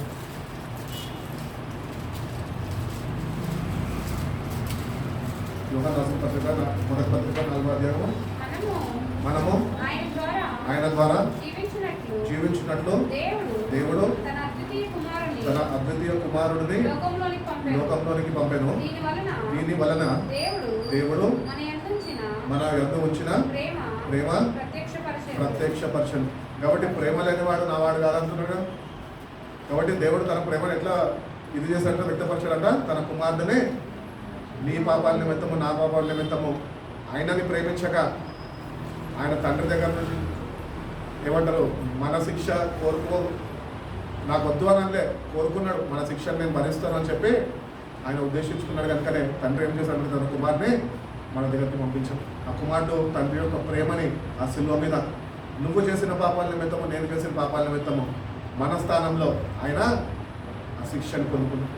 కాబట్టి దేవుని ప్రేమ చాలా శ్రేష్టమే. ఆ ప్రేమలో నిలిచి ఉండాలి, ఆ ప్రేమలో వేర్పాలని మనం. అప్పుడే ఇతరులని క్రీస్తు వైపుకి నశించే వాళ్ళని రక్షణ మార్గంలోకి నడిపించే వారం ఏంటో. మనలోనే క్రీస్తు ప్రేమ లేనప్పుడు మనం ఇతరులను ప్రేమించలేమో, మనకున్న రక్షణ కూడా మనము కాపాడుకోలేము. అందుకని దేవుడిని ప్రేమించే విషయంలో చాలా శ్రద్ధ వహిస్తామండి. ఏంటి అంటే నిజంగా నేను ఒకవేళ దేవుడిని నటిస్తున్నాను, ఆ నటనని మానుకొని ఈరోజు నిజంగా ప్రేమించడం ప్రారంభించి దేవుడిని ప్రేమించడం అంటే చెప్పాగా, ప్రతిదినము ఫస్ట్ మొదటి స్థానం దేవుడికి ఇవ్వాలి. చాలామంది అంటారు మొదటి స్థానం నేను దేవుడికే ఇస్తానండి అని. మంచం దిగగానే అక్కడే మోకరించేసి అదే దేవుడికి స్థానం అంటారు. అది కాదు, దానికి ఒక క్రమం ఉంటుంది. లేవాలా, ఫ్రెష్ అయిపోవాలా, తర్వాత బైబిల్ తీసుకోవాలా, కూర్చోవాలా, వాక్యం ధ్యానించాలా, వాక్యం నిమిత్తం ప్రార్థన చేయాలా, తర్వాత మీ అవసరాల గురించి ప్రార్థన చేసుకోవాలి, మళ్ళీ దినం గురించి ప్రార్థన చేయాలా. దాని తర్వాత దేవుని దగ్గర నుంచి ఆ నెమ్మదిని సమాధానం పొందుకొని ఆ దినంని మనం ముందుకి కొనసాగుతూ వెళ్ళిపోతాం. సో ఇవన్నీ చేయకుండా మనం ప్రార్థన చేసేసుకుంటే సరిపోదు అని దేవుడు తెలియదు. నువ్వు ఒకవేళ ఒకటి ప్రార్థన చేసుకునే వ్యక్తి అయి ఉంటే కనుక నువ్వు దేవుడిని ప్రేమించే వ్యక్తి ఏమాత్రమో కావు. అందుకనే దేవుని ప్రేమించే వ్యక్తిగా నువ్వు నేను ఉండాలంటే కనుక ప్రతిదినము వాక్యాన్ని ప్రేమించేవారు. వాక్యమే దేవుడు అయి ఉన్నాడు కనుక ప్రతిదినము వాక్యాన్ని ప్రేమించాడు. నేను ఒక చిన్న పిల్లని అడిగాను, ఆ బైబిల్ ఎప్పుడు పట్టుకొని ఉంటాడు, సండే స్కూల్ పిల్లడు. అది ఎక్కడ పెట్టాడు అనమాట.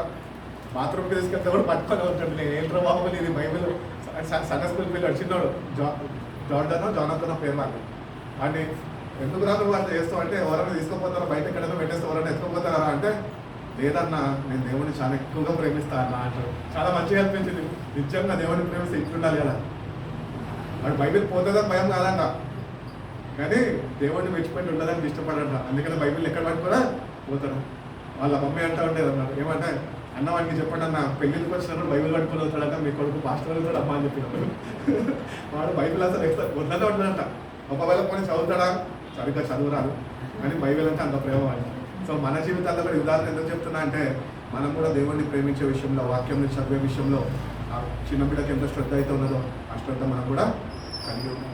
ఆ శ్రద్ధ దేవుడిని మనం చూసినప్పుడు దేవుడు తన ప్రేమతో మనని చెప్తాడు.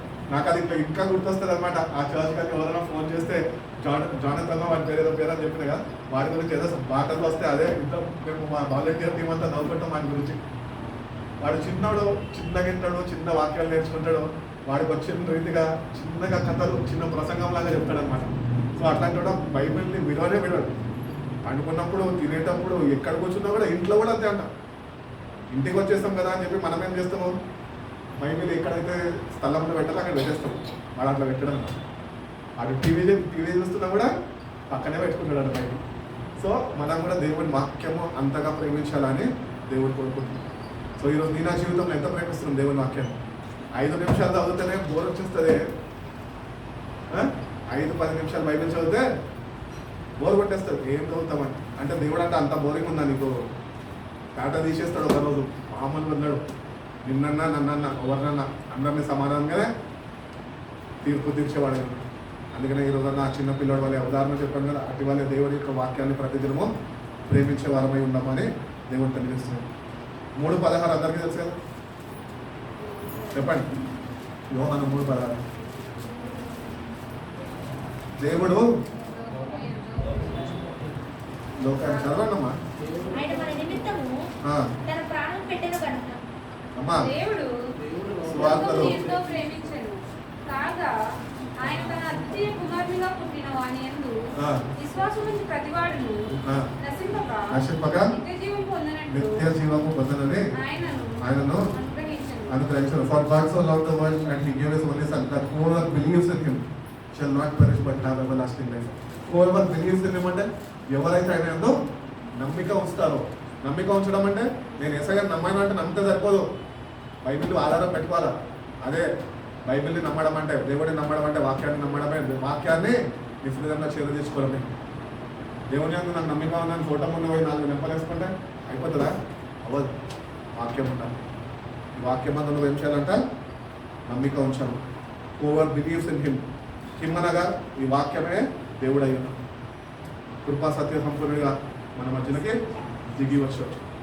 శరీరధారి అయి కృపా సత్య సంపూర్ణుడిగా దేవుడే వాక్యమే మన యొక్క దిగి వచ్చింది. ఈరోజు అందుకనే క్రైస్తవులు ఇవన్నీ గుర్తించక, ఇవన్నీ ధ్యానించక ఏం చదువుతారో బైబిల్ వెళ్ళిపోదాం, మీటింగ్ అయితే వెళ్ళిపోదాం, బైబిల్ అక్కర్లే. మీటింగ్కి వెళ్ళిపోయి మీటింగ్ వినడానికి సిద్ధపడ్డా, నువ్వు బైబిల్ చదవకుండా వచ్చినావు కదా, అట్లయితే రోజు వాక్యం విను. దేవుని ప్రేమించలేవు. వాక్యం విన్నా కూడా ఆ వాక్యం నీ జీవితంలో కార్యసిద్ధి కలిగ చేయలేదు. ఎందుకంటే నువ్వు దేవుడిని ప్రేమించే విధానంలో సరిగ్గా లేవు. జీవితంలో మార్పు రావాలంటే నువ్వు నేను వాక్యాన్ని ప్రేమించే వారమై ఉండాలి. ఎఫెసీయులకు రాసిన పత్రిక 2:1-2 చూడండి. ఎఫెసీయులకు రాసిన పత్రిక 2:1-2 వాక్యాలు. మీ అపరాధముల చేతను పాపముల చేతను మీరు చచ్చిన వారై ఉన్నప్పుడు ఆయన మిమ్మల్ని క్రీస్తుతో కూడా బ్రతికించాడు. కాబట్టి వాక్యమే లేకపోతే నువ్వు క్రీస్తులో ఇంకా బ్రతకలేదు. నీ అపరాధాలు క్షమింపబడలేదు. నువ్వు క్రీస్తులో నువ్వు ఈరోజు జీవించాలి అంటే కనుక నువ్వు వాక్యంని కలిగి నీ అపరాధాలన్నీ దేవుడి చేత క్షమాపణ పొందుకున్న వ్యక్తిగానే నువ్వు ఉండాలి అని దేవుడు తెలియజేస్తాడు. కాబట్టి మనం ఒకప్పుడు మన అపరాధం చేత మనము చచ్చిన స్థితిలో ఉన్నప్పుడు దేవుడు తన కుమార్తె ద్వారా యేసుక్రీస్తు ద్వారా నన్ను బ్రతికించాడంట. అందుకని ఈరోజు మనం బతికి ఉన్నాం, శ్వాస తీసుకోగలుగుతున్నాం, ఒకరినొకరు చూసుకోగలుగుతున్నాం. చూసుకుంటున్నాం. మనం చూసుకోవడంలో గొప్పతనం లేదు, కానీ వాక్యం చదివే విషయంలో ఎంత శ్రద్ధ వహిస్తున్నాం, అది గొప్పతనం. బైబిల్ అనగా క్రీస్తుని గురించిన సువార్త నశించే వారికి వెర్రితనంగా ఉన్నది అని చెప్తున్నాడు పౌలు. అవునా? కానీ విశ్వసించిన వారికి, నమ్మిన వారికి దేవుని శక్తి ఉన్నది. అందుకనే వాక్యం చదువుతున్నప్పుడు వాక్యం చేత ధైర్యాన్ని తెచ్చుకోవాలి. ఈ ధైర్యం ఇక్కడ నుంచి వాక్యం నుంచి ఇక్కడికి ట్రాన్స్ఫర్ అయింది అనుకో, ఈ లోకంలో దేనికి భయపడక్కర్లేదు. అందుకని అంటూ ఉంటాడు భక్తుడు ఏమనంటే, ఆయన మన పక్షాన ఉండగా మనము విరోధి ఎవరికి భయపడాలి? మనం దేవుడు మన పక్షాన ఉండగా మనకు విరోధి ఎవరు? సో దేవుడు మనతో ఉండాలంటే వాక్యం అనే కంటెంట్ మనలో ఉండాలి. అప్పుడే దేవుడు మనలో ఉండగలుగుతాం. అప్పుడే మనము ఆయనతో జీవించే వారమై ఉన్నాం. వాక్యం లేకుండా నువ్వు క్రీస్తుతో జీవించలేవు, క్రీస్తులో జీవించలేవు. ఆ వాక్యం కలిగి ఉన్నప్పుడే. అందుకని యోహాను సువార్త చదువుకుంటున్నాడు. చాలా మంచి అధ్యాయం, ఎంత బాగుంటుంది అంటే అంత బాగుంటుంది. 15వ అధ్యాయం. నేను నిత్యమైన మీరు తీగలోనే అన్నాడు కదా. ఒక దగ్గర వాక్యం చెప్పడానికి వెళ్ళినప్పుడు అక్కడ సంఘస్థులు ఇట్లనే ఉంటారు కదా, వాక్యం చదవడంలో ఉంటారు కదా, ఎప్పుడో ఒకసారి బయటకు చేస్తారు, సంవత్సరానికి ఒకసారి క్రిస్మస్ కూడా. మీరు తీగలో అనే దగ్గర మీరు పురుగులు అని చదివినాడు. నిజంగా పెద్ద పురుగు. వాక్యము చదవడం, ప్రార్థన చేసుకోవడం, కానీ ప్రార్థనలలో మీటింగ్లలో నంబర్ 1 వాడే ఉంటాడు. సో అట్లా ఉండకూడదు. మనం తీగలై ఉన్నాం. ఆయన కంట కట్టబడాలి. ఆయన కంట పెట్టబడాలి అంటే ఆ వాక్యము మనం సమృద్ధిగా కలిగి ఉండాలి. అప్పుడే మనం ఆయనకి అంటగట్టబడగలం. ఈ వాక్యమే మన జీవితాల్లో లేకపోతే మనం ఆయనకి అంటకట్టబడగలం. అందుకని దేవుడు అంటున్నాడు, వాక్యాన్ని చదవని బిడ్డ, నా గురించి నేర్పిస్తున్నది, నేను చెప్పిన కట్టడాలే నేర్పిస్తున్నది, నీకు మరి ఒకటి ఏమి నేర్పిస్తుంది. నేను నా తండ్రి ఏవైతే ఆజ్ఞలు ఇచ్చాడో అవి నేను మీకు తెలియజేస్తున్నాను. నేను ఏవైతే కట్టడాలు పెట్టానో అవి నీకు నేర్పిస్తున్నాను. పరిశుద్ధాత్మ దేవుడు అవే మీకు మళ్ళా తిరిగి బోధిస్తూ వస్తున్నాను. సో ఆ బోధకి మనం లోబడి మన జీవితాలు మార్చుకుంటే కనుక దేవుల్లో మనము ఎదిగేవారిగా, ఆయనకి అంటకట్టబడేవారిగా మనము ఉంటాము. దేవుని ప్రేమ అయిపోయింది. ఇప్పుడు ఏంటి తెలుసా? రక్షణ. ఇప్పుడు మనం ఎవరు? క్రైస్తవులు అంటే రక్షింపబడ్డవారు. ఈరోజు రక్షణలో ఉన్నామా? మనం అనుకుంటున్నాం రక్షణలో ఉన్నామని, కానీ రక్షణలో మనము లేవు. ఎవరు ఉంటారు తెలుసా రక్షణలో? రోమీయులకు రాసిన పత్రిక 10:9 చదవండి. జీవరత్నమయ్య గారి ఫేవరెట్ వాక్యం అండి. అదేమనగా యేసు ప్రభు అని నీ నోటితో ఒప్పుకొని దేవుడు మృతులలో నుండి ఆయనను లేపెనని నీ హృదయమందు విశ్వసించిన ఎడల నీవు రక్షింపబడదు అంటే అక్కడ ఒక నిమిషం ఆలోచించాలి. అంటే ఇంకా రక్షణ పొందుకోలేదు. రక్షింపబడ్డావు అని అంటే నేను మాట్లాడేటువంటి కాదు, రక్షింపబడ్డావు అంటే ఇంకా ప్రాసెస్లో ఉన్నావు. కాబట్టి నువ్వు బ్రతికినంత కాలము యేసుక్రీస్తు యొక్క వాక్యము మీద, దేవుడు అనుగ్రహించే జీవాహారం మీద ఆధారపడి నువ్వు జీవించేవాడు కూడా. అప్పుడే నీకు ఆ అంత్య దినమందు, ఆఖరి దినమందు ఆ రక్షణ నీకు దేవుడు ఇస్తాడు. అప్పుడు నువ్వు రక్షింపబడినట్టు. ఈరోజు మనం అనుకుంటాం బాప్తిజం తీసుకున్నాం కదా రక్షింపబడ్డా. రక్షణ కాదండి, ఇది కేవలం అంగీకరించడం అంతే. అంగీకరించిన మనము రక్షణ బాటలో ఆయన వాక్యం చేత, పరిశుద్ధాత్మ చేత ప్రతినిత్యము నడపబడుతుంటేనే ఆ రక్షణని పొందుకునే వారి ఉంటుంది. అది నేను అంటాను కదా, మీకు అనుగ్రహించిన రక్షణ మీరు భయముతోనో వణుకుతోనో కాపాడుకోండి. ఈరోజు మనకు భయము లేదు, వణుకు లేదు. భయం ఎప్పుడు వస్తుంది? తీవ్ర ఎండలు ఎక్కువ ఎండలు వచ్చినప్పుడు బయటకు పోయి భయపడతాము. చలి ఎక్కువ వచ్చిందనుకో అప్పుడు వణుకుతాం. సో ఇది అన్నమాట మనకి వాక్యానికి ఉన్న వ్యత్యాసం. దేవుడేమో రక్షణని భయముతోనూ వణుకుతోనూ కాపాడుకోమని చెప్తుంటే, రక్షణని మనం శ్రద్ధ వహించక ఎండను చూసి ఎక్కడ మారిపోతాను, ఎండను చూసి ఎక్కడ నల్లగైపోతాను, ఎండ గురించి ఆలోచిస్తున్నావు. కానీ నీ రక్షణ ఏం చేస్తున్నావు? నిర్లక్ష్యము చేసుకుంటున్నావు. అందుకని భయంతోనూ వణుకుతోనూ నీ రక్షణని దేవుడు ఇచ్చాడు కదా అని కాపాడుకోవడము నేర్చుకోవడం. అపోస్తుల కార్యాలు 4వ అధ్యాయం 12వ వాక్యం. ఈ వాక్యం కూడా కంఠత వాక్యంగా పెట్టుకోండి. చాలా మంచి వాక్యం ఇది కూడా. మరి ఎవరి వల్ల రక్షణ కలగదు? ఈ నామమునే మనం రక్షణ పొందవలను కానీ ఆకాశము కింద మనుషులకు ఇవ్వబడిన ఏ నామము ఏంటి? ఏ నామమున రక్షణ పొందలేము అని చెప్పుచున్నాడు. కాబట్టి ఈ భూమి మీద salvation is found in only one name. అది ఎవరు అంటే కేవలం క్రీస్తు ద్వారానే. అందుకని ఆయన వచ్చినప్పుడు ఆయనకు ఒక మంచి పేరు ఇవ్వబడ్డది, లోకరక్షకుడు అని పేరు ఆయనకి ఉన్నది. సో ఆ రక్షకుడి నామంలోనే మనకి రక్షణ ఉన్నది. కాబట్టి ఈ రక్షకుడిని మనము బాప్తిజం తీసుకొని అంగీకరించేసి సరిపోదు, కానీ ఆ రక్షకుడి ఏవైతే కట్టడాలు పెట్టాడో ఆ రక్షకుడితోటి మనము జీవించే వారిగా మనం ఉన్నప్పుడే రక్షింపబడతాం. ఆ రక్షకుడితో నాకు పని లేదు, నేను ఏసైనా నమ్ముకున్నాను, బాప్తిజం తీసుకున్నాను, రక్షణ పొందుకున్నాను. నువ్వు ఆయనతో జీవించే జీవితం ఆయనతో జీవించక నువ్వు ఇష్టానుసారంగా జీవించావనుకో, దానికి అర్థం ఏంటి? నువ్వు ఆయనతో కలిసి జీవించలేకపోతున్నావు అంటే అప్పుడు నువ్వు ఏంటంటే నువ్వు రక్షింపబడలేవని. ఇప్పుడు నువ్వు ఆయనతో కలిసి జీవిస్తుంటే నువ్వు రక్షణ బాటలో ఆయనతోనే నడిచేవాడిగా, ఆయన నీతో నడుస్తున్నట్టు. రక్షణ బాట ఏదైతే నీకు ఇచ్చాడో దాన్ని భయంతోనూ వణుకుతోని కాపాడుకో. నేను విశ్వాసంలో నీకు ఇచ్చాను, నా యందు మీరు విశ్వసించారు కనుక నేను మిమ్మల్ని నడిపిస్తున్నాను. మరి విశ్వసించిన మనము ఆయన వైపు చూడాలి, కానీ మనుషుల వైపు చూసామనుకో, ఈ లోకం వైపు చూసామనుకో రక్షణని పోగొట్టుకుంటాం. అందుకని మీ దృష్టిలో ఎక్కడ ఆయన మీద నిలుపుతాం. మనము తప్పిపోకూడదు, నశించిపోకూడదు, లేకపోతే రక్షణని మనం పోగొట్టుకోకూడదు. అంటే మనం ప్రతినిత్యము నీ కొరకు నా కొరకు కలవలసిన ఏనాడిన ఏసై వైపే ఉంచాలి. కేవలం సిలువని గురిగా పెట్టుకోవాలి ఒక క్రైస్తవుడు. గమ్యమేమో పరలోక రాజ్యంగా పెట్టుకోవాలి. గురి ఏంటి? సిలువ. గమ్యం ఏంటి? రాజ్యం. ఇవి రెండు ఒకటి కలిగి ఉండాలి. మనకి ఒకసారి ఈ గురి ఇక్కడ ఉంటా, అక్కడ ఉండాలి, అక్కడిది ఇక్కడ ఉండాలి, ఇక్కడికి అక్కడ ఉండాలి. అలాగే మనం ఇష్టం వచ్చినట్టు మనం ఎక్స్చేంజ్ ఆలోచన మీద ఉంటాం. అట్లా కాదండి, మన గురి అయి ఉండాలి, గమ్యము పరలోక రాజ్యం అయి ఉండాలి. అందుకని అంటున్నాడు కదా యోహాను 14 అంటాడు, మీ హృదయాల్ని కలవరపడనియద్దు, నా తండ్రి ఎదట అనేక గృహాలు ఉన్నాయి, నేను వచ్చి మిమ్మల్ని తీసుకొని వెళ్తాను, నాతో యుగాలు ఉన్నాయి. కాబట్టి ఆయన నా దగ్గర ఉన్నాయని చెప్పలే, ఆయన తండ్రి దగ్గర ఉన్నాయని చెప్పాను. కాబట్టి మనమే ఆయనని భూమి మీద జీవిస్తున్న మనము ఆయనని గురి కలిగి జీవించాలా, తండ్రి ఇంటికి చేరేవారు కదా. క్రైస్తవుడు చనిపోయే గురి లేకుండా ఆయన మీద చనిపోయిన తండ్రి ఇంటికి చేరలేడు. అందుకని నువ్వు నేను ఈరోజు చేరాలంటే కొద్దిగా శ్రద్ధ వహించి మనము గురిని ఆయన పెట్టుకొని గమ్యము మనకు పరలోక రాజ్యం. అందుకని మనం ఒకటి చదువుకుంటూ వచ్చాం కదా, మీ పౌరస్థితి పరలోక రాజ్యంలో ఉన్నది. సో అక్కడికి చేరాలి, అక్కడే నీకు నిత్య జీవం అనేది ఉన్నది. ఇక్కడ కానీ నువ్వు మార్పు లేకుండా కానీ ఇవన్నీ నువ్వు మార్పులు చెందకుండా కానీ నువ్వు చనిపోతే కనుక ఆ నిత్య జీవం ఏమాత్రం నువ్వు చూడలేవు అని దేవుడు తెలియజేస్తున్నాడు. ఆఖరిగా చూడదు మన ఎఫెసీయులకు రాసిన పత్రిక 2:8-9 రాస్తూ, మీరు విశ్వాసం ద్వారా కృపచేతనే రక్షింపబడి ఉన్నారు. ఇది మీ వల్ల కలిగినది కాదు, ఇది దేవుని వరమే. అది క్రియల వల్ల కలిగినది కాదు కనుక ఎవడు అతిశయపడడానికి వీలు లేదు అని దేవుడు చెప్తున్నాడు, భక్తుల ద్వారా తెలియజేస్తున్నాడు. ఇది it is only by grace you have been saved and through faith. విశ్వాసం అంటే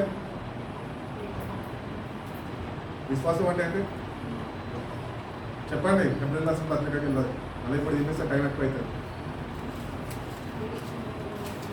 చెప్పు ఉన్నవి లేనట్టుగాను, లేనివి ఉన్నట్టుగాను, అదే విశ్వాసం. సో దేవుడిని మనం చూడలేం కానీ ఆయనలో విశ్వాసం ఉంచింది. కాబట్టి విశ్వాసాన్ని నువ్వు కాపాడుకోవాలి. అందుకని భక్తుడు అంటూ ఉంటాడు, పోలు అంటూ ఉంటాడు, నేను మంచి పోరాడుతుంది, నా పరమబద్ధాన్ని నేను కడముట్టించింది, నా విశ్వాసాన్ని నేను కాపాడుకుంటుంది. అదిగో నా కొరకు జీవ కిరీటము దేవుని దగ్గర ఒకటి ఉన్నది.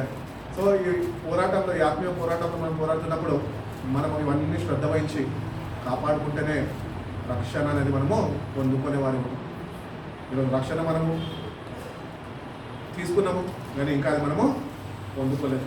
మనం కూడా చెప్తూ వచ్చాను, క్రీస్తునందు మృతులైన వారు ధన్యులని తెస్సలోనికీయులకు రాసిన మొదటి పత్రికలో వస్తుంది. అది ఎందుకు వస్తుంది అంటే వాళ్ళు క్రీస్తునందు మృతి చెందారు, వాళ్ళు ధన్యులను ఎందుకు పిలవబడ్డారంటే వాళ్ళు రక్షణ ఇంకా పొందుకోలే, వాళ్ళు క్రీస్తులో మరణించారు. వాళ్ళ ఆత్మలు ఏవైతే ఉన్నాయో అవి ఇంకా దేవుని సన్నిధిలో లేవు, అవి పరదేశంలో ఉన్నాయి. ఇప్పుడు వాళ్ళు క్రీస్తు యొక్క రాకడ కూడా ఎదురు చూస్తున్నారు. అందుకనే బైబిల్ చెప్తున్నది, క్రీస్తునందు మృతులైన వారు ధన్యులు, వాళ్ళు మొదట లేస్తారంట. సో ఈరోజు క్రీస్తులు కానీ మనం చనిపోతే రెండోసారి కూడా లేచే ఛాన్స్ ఉండదు. అందుకని ముందు ఒకటే చావు కాబట్టి చావు 2 సార్లు, పెళ్ళిళ్ళలో 2 సార్లు వస్తాయి, లేకపోతే ఏమన్నా 2 సార్లు ఈ లోకంలో వస్తాయి. కానీ చావు అనేది వచ్చిందంటే అంతే, ఇంకా పేరు చెదిరిపోతుంది, మనిషి మర్చిపోతాడు. సొంత వారే 4 రోజులు లేచి నువ్వు ఎవరో మర్చిపోతాడు. అందుకని మనం జీవిస్తున్న మనం క్రీస్తులో జీవించే వారిగా మనం ఉన్నాం. అందుకని భక్తుడు అంటూ ఉంటాడు, బ్రతుకుట క్రీస్తే, చావైతే అది నాకు లాభం. ఎందుకంటే నేను ఆయనలో భద్రపరచబడి ఉన్నాను. ఈరోజు ఒక క్రైస్తవుడికి ఆ నిశ్చయత ఉండాలి. ఏంటి అంటే, ఎస్ ఐఎమ్ సేవ్, నేను రక్షింపబడ్డాను, దేవుడి వాక్య ప్రకారం ఉంటున్నాను, దేవుడితోనే రక్షణ బాటలు ఆయనతోనే నడుస్తున్నాను. కాబట్టి నేను చనిపోయినా ఏదైనా నాకేమీ భయం లేదు. ఎందుకంటే నేను నా గమ్యానికి చేరే ప్రయాణంలో నేను ఏమంటున్నాను, స్పష్టంగా ఉన్నాడు. ఏంటంటే తప్పక ఉన్నాడు. అటువంటి విశ్వాసం మనం కూడా కనపరచాలి. ఈ లోకం శాశ్వతంలో, ఈ లోకంలో ఉన్నవేమీ శాశ్వతం కాదు. ఈ లోకంలో నువ్వేమీ తేలేదు, ఏమీ తీసుకెళ్ళలేదు. సో గుర్తించి నీ జీవితం ఏంటో గుర్తించి ఈ రోజు కన్నా నీ జీవితాన్ని సరి చేసుకొని, ప్రార్థన విధానం మార్చుకొని, వాక్య ధ్యానం విధానం మార్చుకొని, ఈ రక్షణ బాటలో ఆయనతోని చేపట్టి నడిపించేవాడిగా, నువ్వు ఆయనతో రోజు నడిచేవాడిగా నీ జీవితాన్ని సరి చేసుకుంటే కనుక దేవుడిని తప్పకుండా ఆయన రాకడలో నిన్ను జ్ఞాపకం చేసుకుంటాడు. ఆయన అనుగ్రహించే ఆ గృహము నీకు ఇస్తాడు అని దేవుడు చెప్తాడు. అటువంటి గొప్ప దేవుడు మనందరికీ అనుగ్రహించి మనం నడిపించిన దాకా కళ్ళు మూసుకొని ప్రార్థన చేసుకున్నాం.